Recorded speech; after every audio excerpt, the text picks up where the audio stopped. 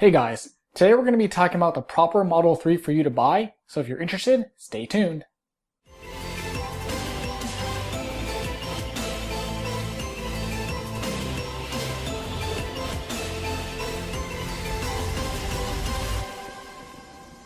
I see this question asked all the time online, so I figured I'd try and give you guys some guidance based on your needs. The question that comes up all the time is, should I buy the Standard Plus with full self-driving, or should I get a long-range all-wheel drive and that's it? Before we even get into that question, let's back up a second and let's talk about your needs for the car. Do you need it for your commute? Is it a short commute? Is it a long commute? Are you planning to do road trips with it?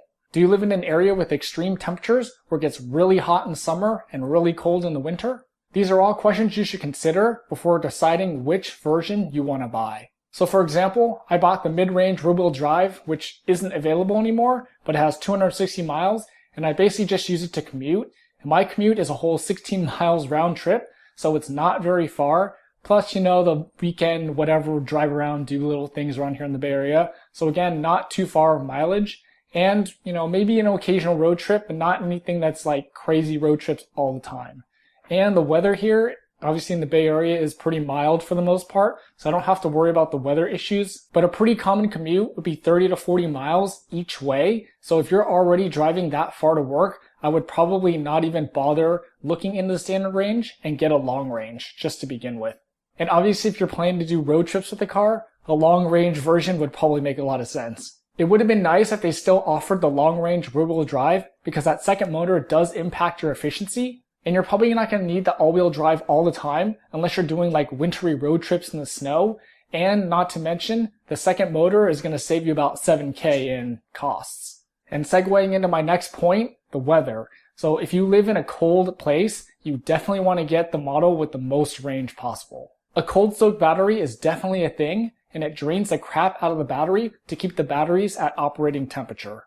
Especially if the car is parked outside, it's going to really drain the battery, so you definitely want to get the long-range version. Not as extreme as cold weather, but hot weather also does impact the battery. Teslas have what's called overheat protection, so when the car gets to about 100, the interior of the car, when it gets to about 100, 105 degrees, it'll basically turn the AC on to keep the computer cool, because obviously Teslas are computers on wheels. And so if the computer gets too hot, it's going to melt. So basically they have this feature in there to keep the batteries cool, the computer cool at all times, but it does drain the battery. And I've noticed in an 8-hour workday, if the car is parked at work, it's drained up to 10 miles in just that 8 hours. And I live in the Bay Area, so it's not super hot here. So maybe you live in Arizona or Vegas where there's a desert, it could be impacting your battery even more.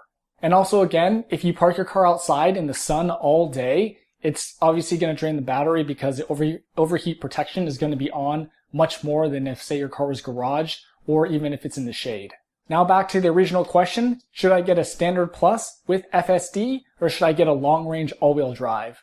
If you're torn between the two models, I would definitely get the crappier long-range model because you can't buy batteries after delivery, whereas FSD you can definitely buy later, even if it's going to cost you more. So even if it costs you more later, at least you have that option.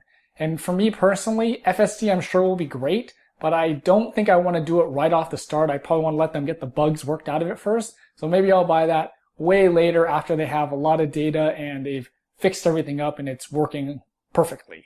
I think the longer range version will serve you better in more situations. You never know how far you might need to drive in any given situation. If you're away from home, you might not know when you can charge next, so having that longer range version will help limit range anxiety. Also, having things on like Sentry mode will further drain the battery. Heck, you could even get a new job that has a longer commute. You don't know, so having that longer range version will serve you better. So my conclusion is, if you're in this dilemma, get the long-range battery. It'll serve you dividends later. If you're in the market for a Model 3, what are some of the things you're grappling with to try to decide which version is best for you?